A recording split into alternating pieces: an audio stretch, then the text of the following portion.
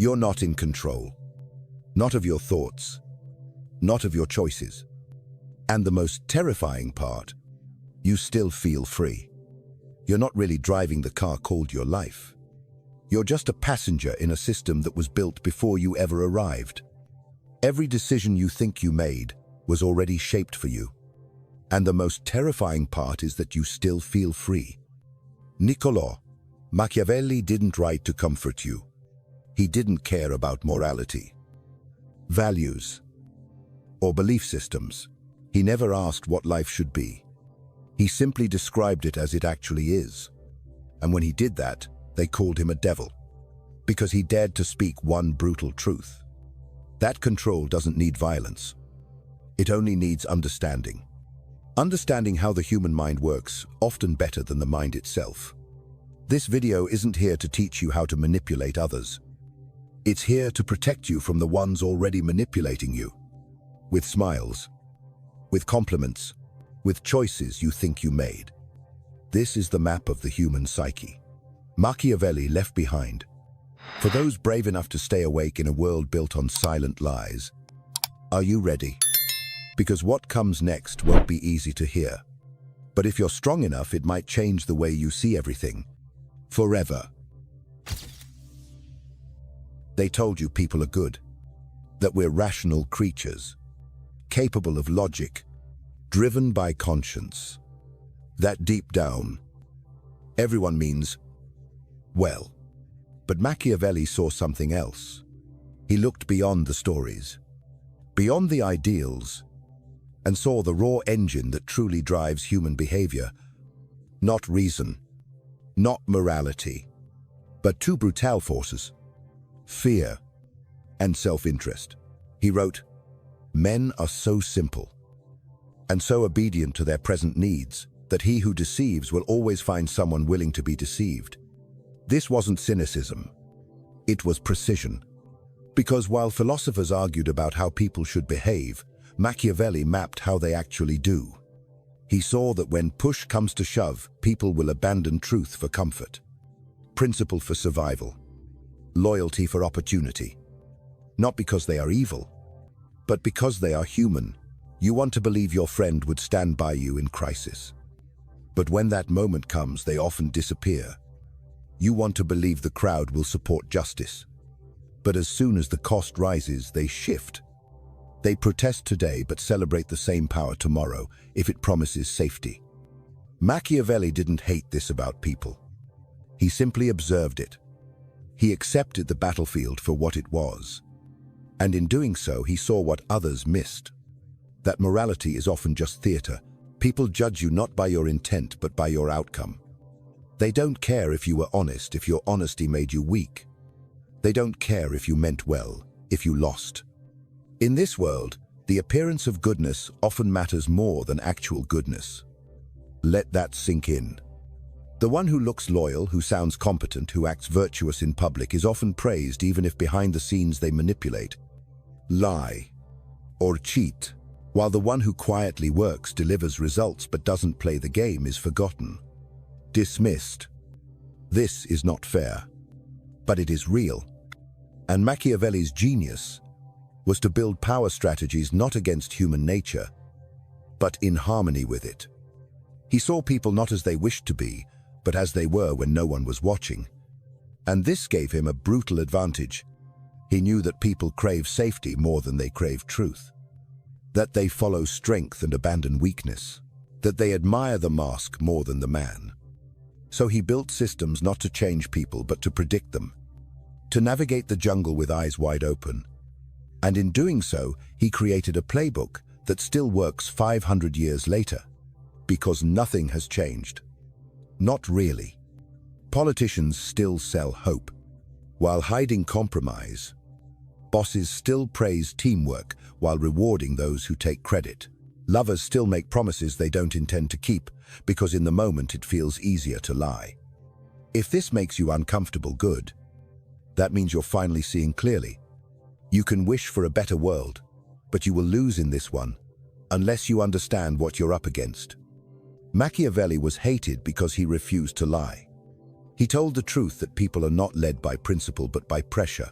And the sooner you understand that, the sooner you stop expecting consistency from the inconsistent and loyalty from the opportunistic. The sooner you can act with clarity and protect yourself. This is the first step. The brutal awakening. The moment you realize the game was never about being good. It was about being aware.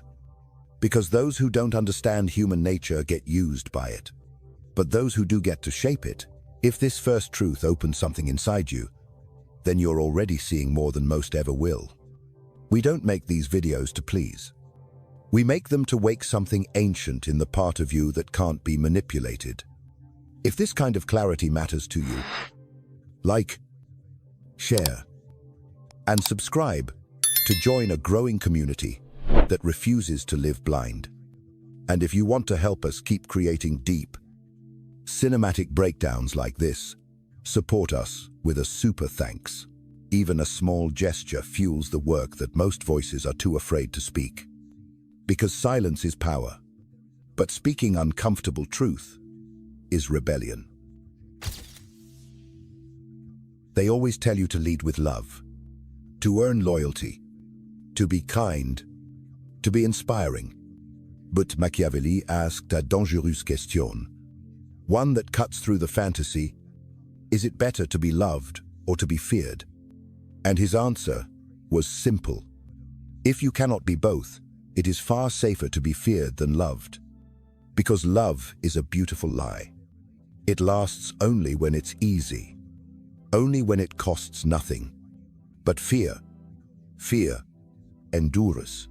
People claim they love you until it becomes inconvenient, until they have something to lose, until a better option appears. Then suddenly the love fades. The promises dissolve. The loyalty vanishes. Machiavelli wrote that men are ungrateful, fickle, quick to shift when danger comes. But fear holds them steady. Because fear is not an emotion. It's an instinct. It doesn't ask for fairness. It doesn't need reasons. It simply obeys. That's why the leader who rules with love risks losing control the moment the affection fades. But the one who commands fear is obeyed even in silence. Let's be clear. This isn't about cruelty. It's not about violence. Machiavelli made a crucial distinction. He said, a wise ruler must never become hated, because hatred inspires rebellion.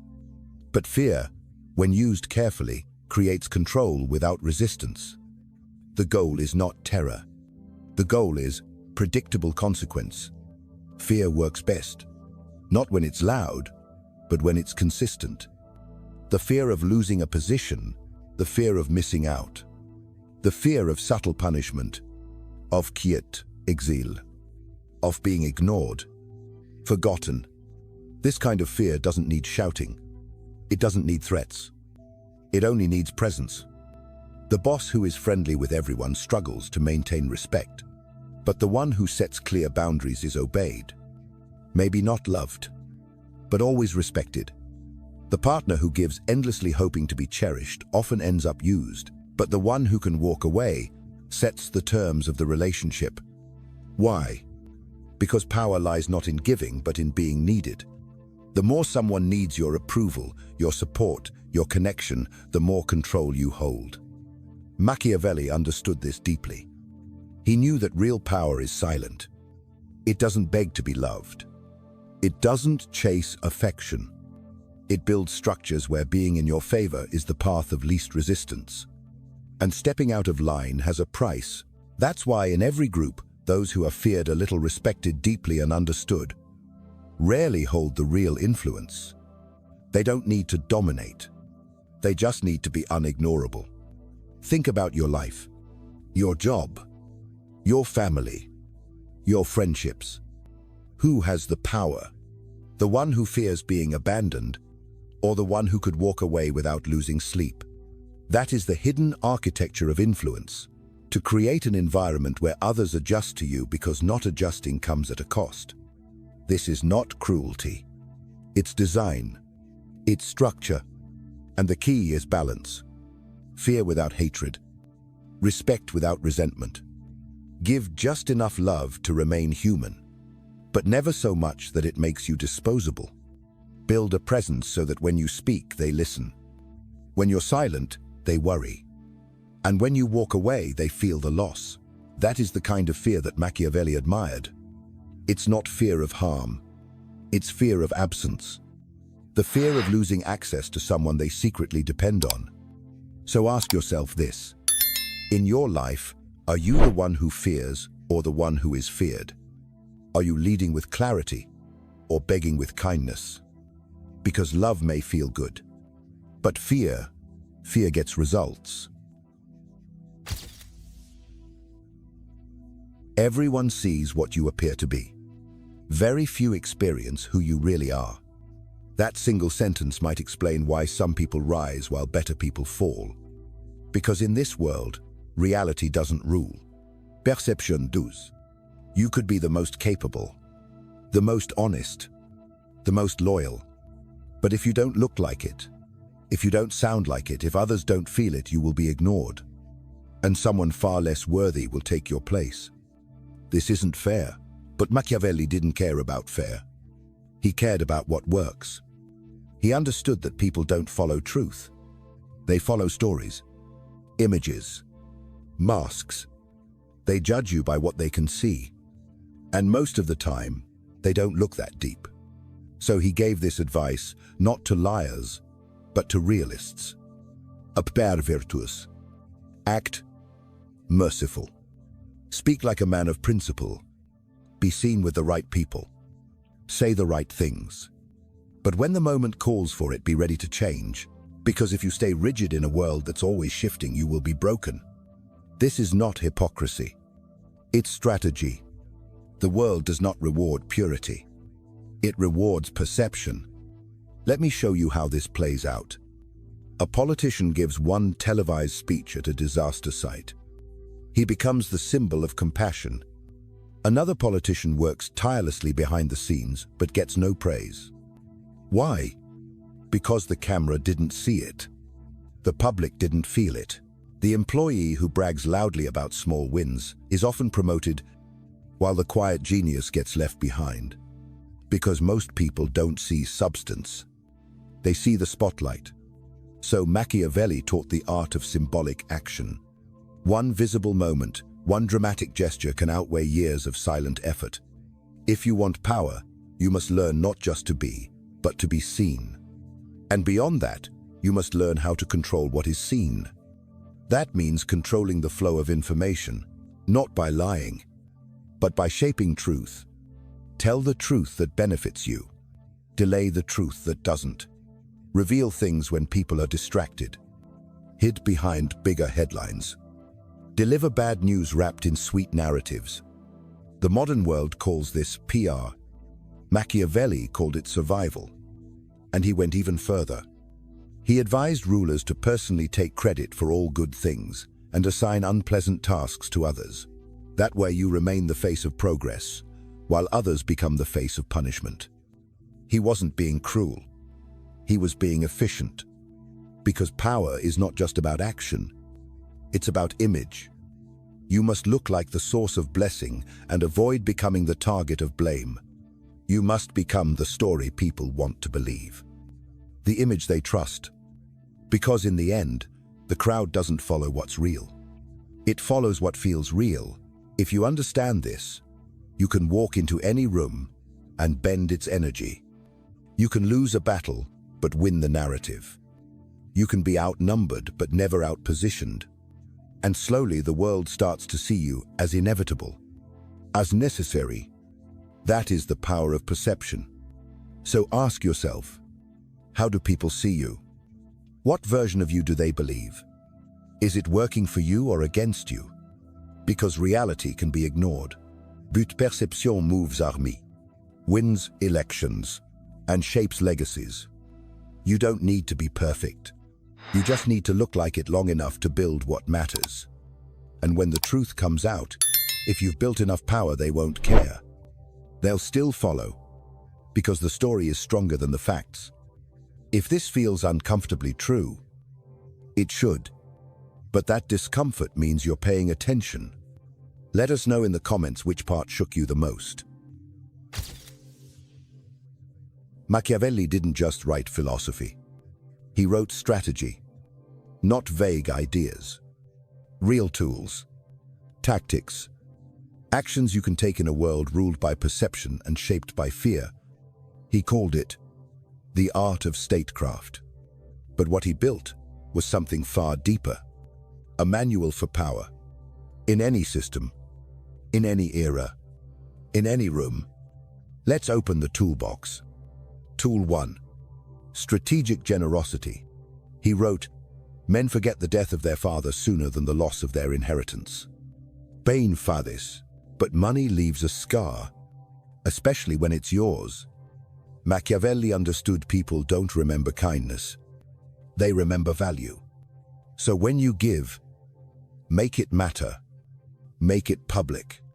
Make sure they know who gave it to them. Give gifts that bind, favors that echo, resources that create dependence. Anonymous giving builds goodwill, but strategic giving builds power. That's why great leaders make sure every raise, every promotion, every opportunity has their name on it. So when the moment comes and loyalty is tested, the memory of that generosity buys silence, buys support, buys obedience. Tool 2. Calculated mercy. Machiavelli warned, never wound an enemy unless you're ready to finish the job. Why? Because half measures create resentment. A man who's slightly injured will recover, and he will remember. But a man who's fully defeated can't strike back, or he's too grateful to try. So you have two options: completely win them over or remove them from the board. There is no safe middle. That's why wise rulers either fully forgive or fully remove, because a half-kept enemy is a ticking clock. Tool 3. The manufactured crisis. Never waste a crisis. Because in case people surrender control, they beg for solutions. They accept restrictions they would have rejected yesterday. Machiavelli saw this long before modern politics. A crisis, real or convenient, opens the gate.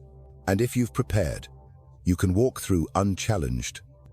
Introduce change during peace, and you'll face resistance. Introduce it during panic, and you'll be praised for it. That's the trick. Don't create fear. Use it. Tool 4. Strategic alliance. He wrote, "The prince should be the one from whom all favors flow. If they want anything, they must come through you." That gives you leverage, control, and information. In practice, that means become the bridge, the connector, the access point. In companies, make resources route through you. In social circles, be the one who introduces people, not the one begging for connection. Because when people need you, they tolerate your terms. Tool 5. Predictive consistency. Nothing builds power like being right. Again and again. Make bold predictions. Then make them come true, even if it costs you, even if it hurts. Why? Because people don't follow perfection. They follow certainty, the illusion of inevitability. If you build a record of promises made and promises kept, you create the sense that your leadership isn't a choice. It's a fact. And most people will follow a fact before they follow a dream. These 5 tools, generosity, mercy, crisis, alliance, and consistency, are still used in boardrooms, in governments, in relationships. Not because they're ethical, but because they work. The world hasn't changed. Just the masks we wear. And those who know these tools walk ahead while the rest wonder why they keep falling behind. Machiavelli wrote for princes, men who ruled with armies, with walls, with fear carved into stone. But today's rulers wear different clothes. They don't sit on thrones. They sit behind screens, behind desks, behind smiles. And their weapons are not swords. They are ideas, narratives, choices that don't feel like choices. Because the modern world no longer fears tyranny. It fears control. And that is exactly why it's so easy to be controlled. You think you're free, but freedom has become the illusion that keeps you in line.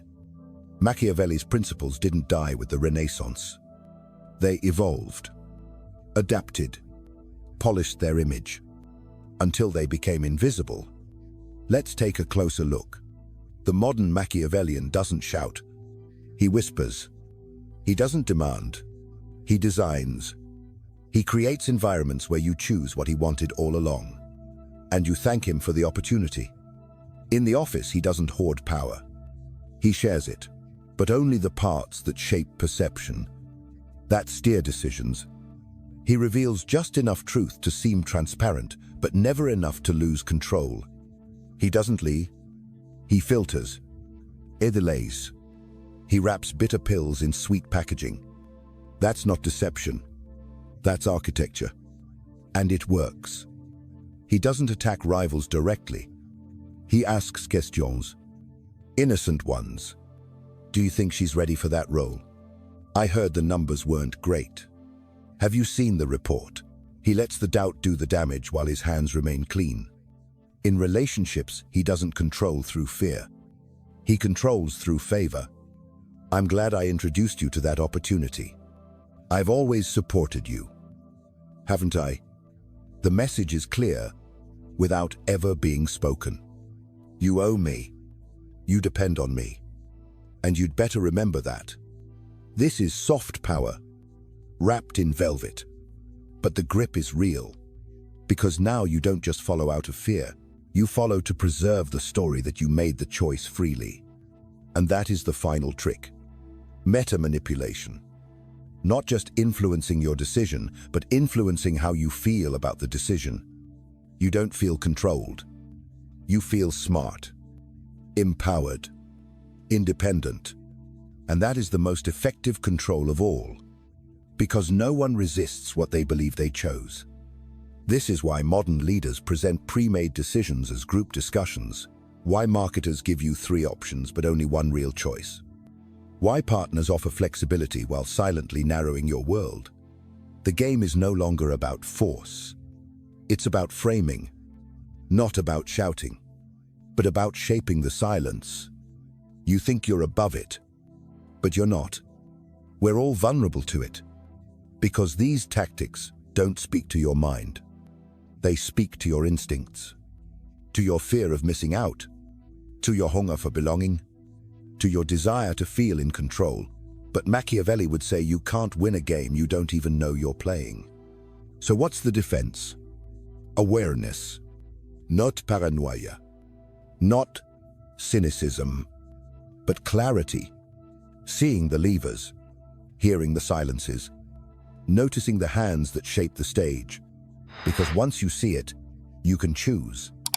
Maybe you still play along. Maybe you push back. But now you're awake. And that is the one thing a true Machiavellian fears. A mind that sees through the mask. A person who can't be steered without knowing it. So ask yourself, are you living by your will or by design? Are your decisions truly yours, or were they softly planted by someone who understands this game better than you do? Because control in the modern world doesn't come wrapped in chains. It comes wrapped in freedom. They give you options, 3 versions, 5 flavors, 9 paths, and you feel empowered. You feel free. But Machiavelli would ask one thing: who built the menu? Because in the modern world, control no longer looks like a cage. It looks like a catalog. You don't fight the system if you believe you're choosing. You don't resist if the prison feels like a playground. And that is the brilliance of how control now works. They don't need to limit your freedom. They just need to frame your options. A corporate boss offers 2 promotions. Both require more hours, more sacrifice. But you choose one and feel like you won. A politician offers 3 policies. None solve the root issue. But you vote and feel like your voice mattered. A partner gives you space, but keeps you emotionally dependent. You feel independent, but you're still inside their orbit. This is the architecture of illusion. The art of controlled autonomy Machiavelli never said people were stupid. He said people are predictable, especially when they feel like they're in control. He would have understood today's world perfectly.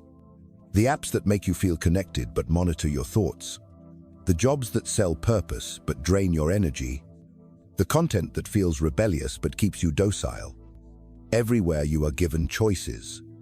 But the outcome never truly leaves the system. It's like being in a casino.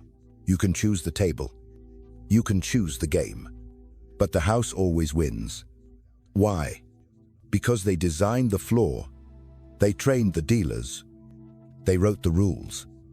And while you're busy celebrating your small win, they're counting the bigger one. In control. Machiavelli would smile. Because he knew you don't need to force a man who thinks he's free. You just need to give him a script he thinks he wrote himself.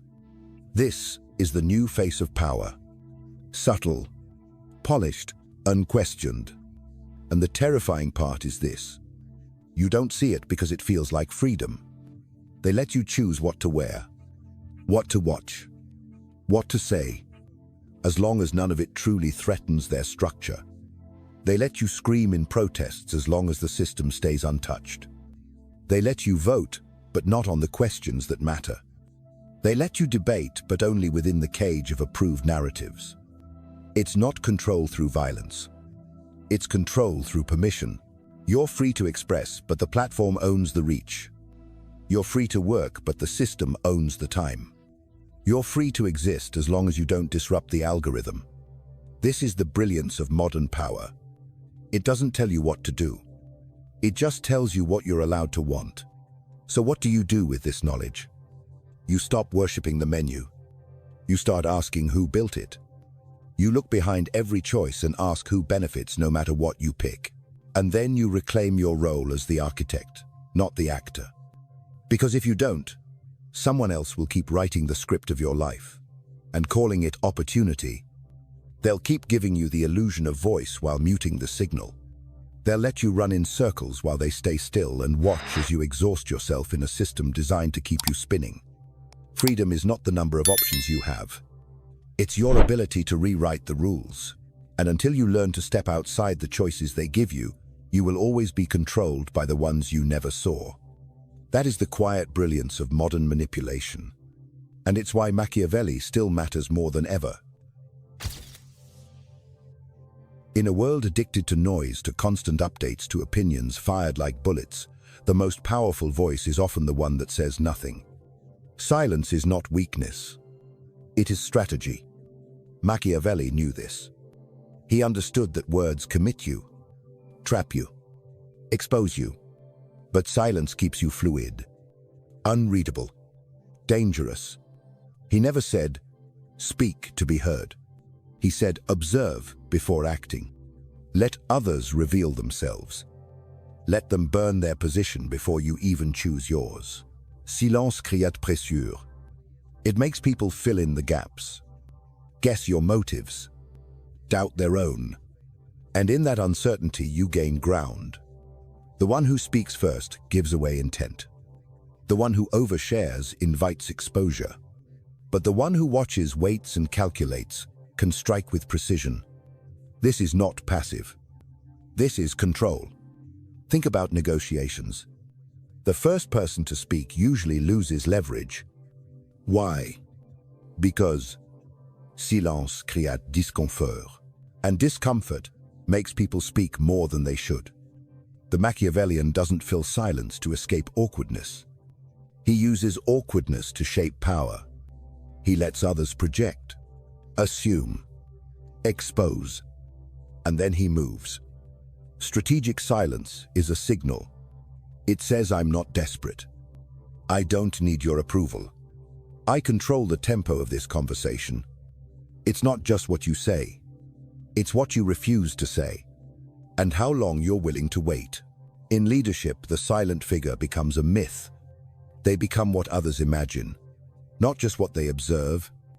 And imagination is more powerful than reality. Because when people don't know your plan, they assume the worst or the best.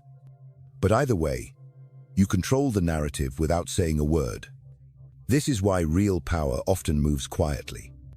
A silent reshuffle, a delayed response, an unreadable gaze. It unsettles. It destabilizes. It creates space for leverage. Most people speak to reduce anxiety, to be liked, to feel seen. But the Machiavellian speaks only to move pieces. He doesn't reveal himself through noise. He reveals himself through outcome. This isn't just theory. Look at modern leaders. The ones who speak rarely are listened to more. The ones who hold back are taken more seriously.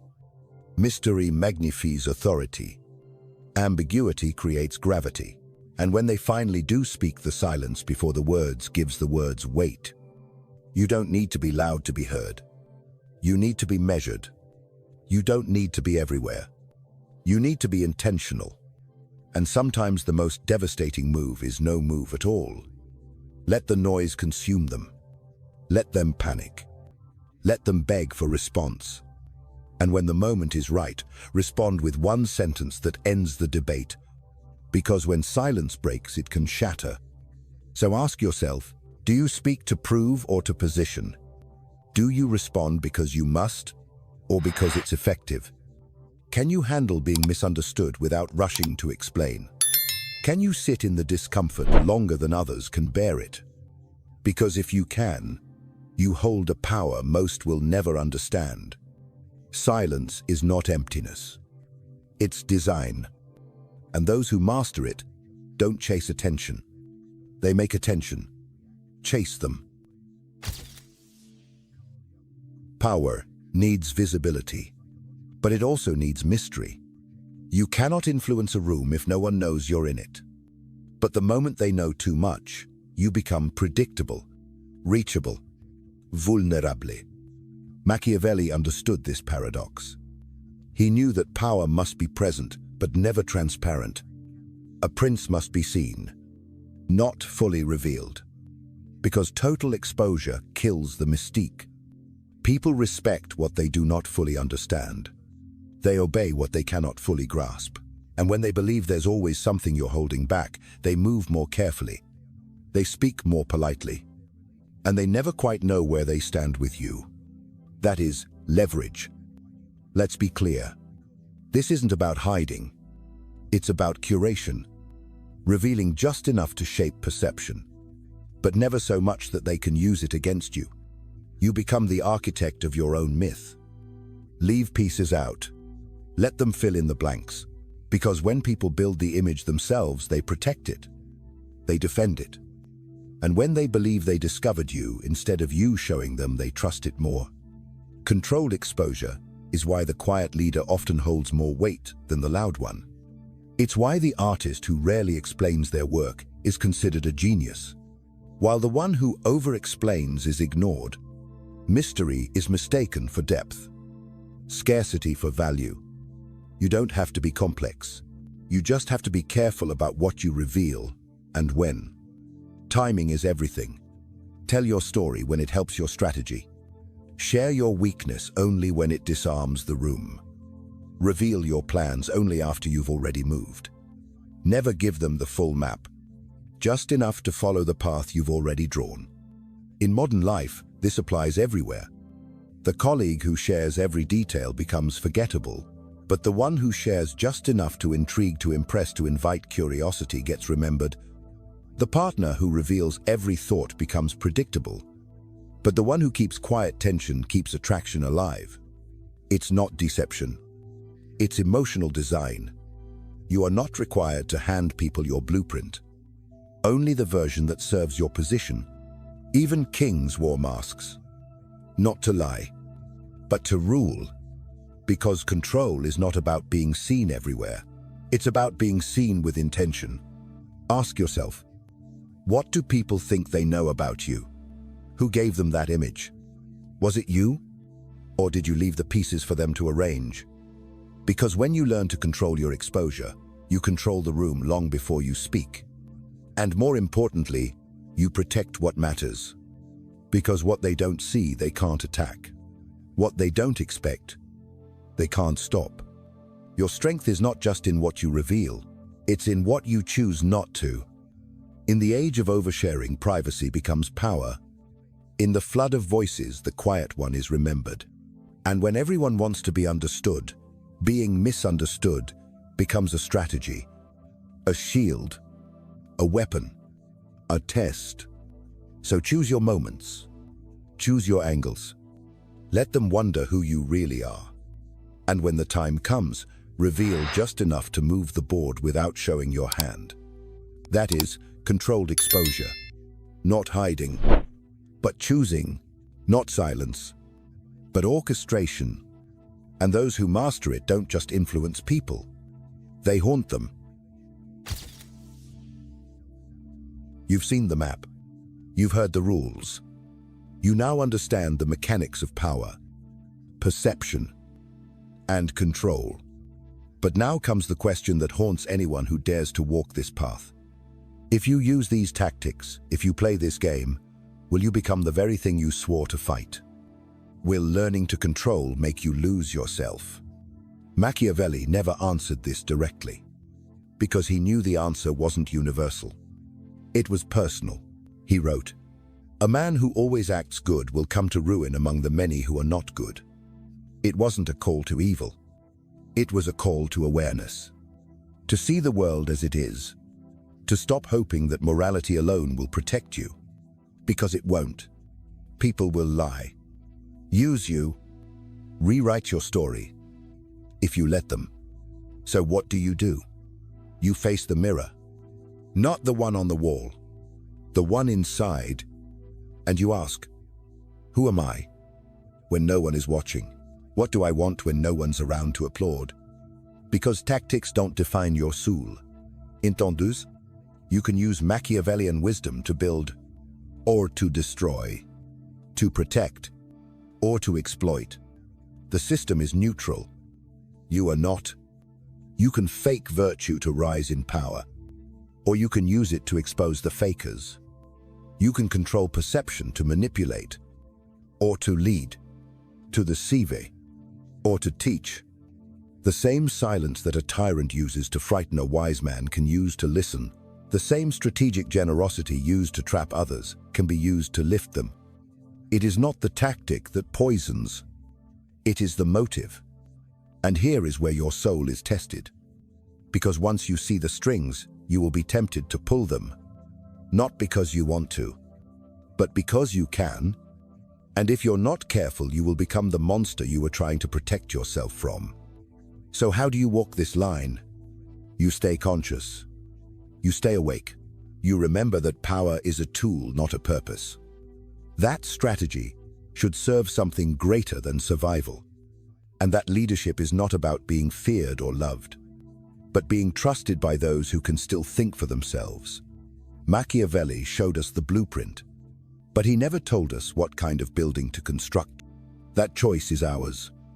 We live in a world where naivety is punished, but cynicism is poison. The path is neither blind belief nor ruthless manipulation.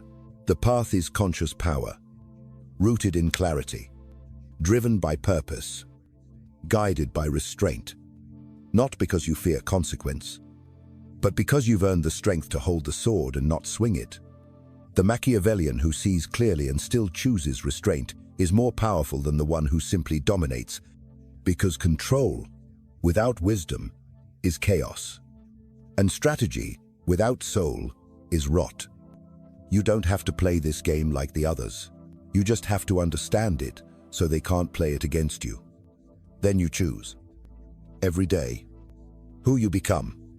Not because you must, but because you can. That is the final form of power. To use darkness as a tool but not as a home. To know the rules but never let them rewrite your heart. And when they ask if you are Machiavellian, you answer, not blindly, not ruthlessly, but strategically, with eyes wide open, and a purpose worth the price. So here we are, at the edge, looking back at everything you were never supposed to see. The hidden rules, the silent weapons, the game behind the game. You don't get to unlearn it. You don't get to pretend anymore. You've seen too much. And now you carry a choice. You can shut this down. Tell yourself it's too dark, too harsh, too calculated. Or you can sit with it. Not because it comforts you, but because it arms you. Clarity is rarely comfortable, but it is freedom. The world will continue to reward the illusion, the noise, the false virtue, but now you don't have to play blind. You can see how people move. You can see how power hides. You can see the architecture of influence in every headline, every meeting, every silence. And more importantly, you can decide how you move within it. Not as a victim, not as a pawn, but as someone who sees the levers and chooses when to pull and when to leave them still, because that is the real evolution. Not to become the manipulator, but to become the one who cannot be manipulated, the one who sees through performance, through charm, through fear dressed up as leadership, and still chooses restraint not from weakness but from strength. Machiavelli was never the villain. He was just the one who dared to describe the truth. And the truth is, power is always at play, even when it's silent, especially when it's silent. So if this video made you uncomfortable, good. That means something inside you was real enough to be shaken. Now sit with that.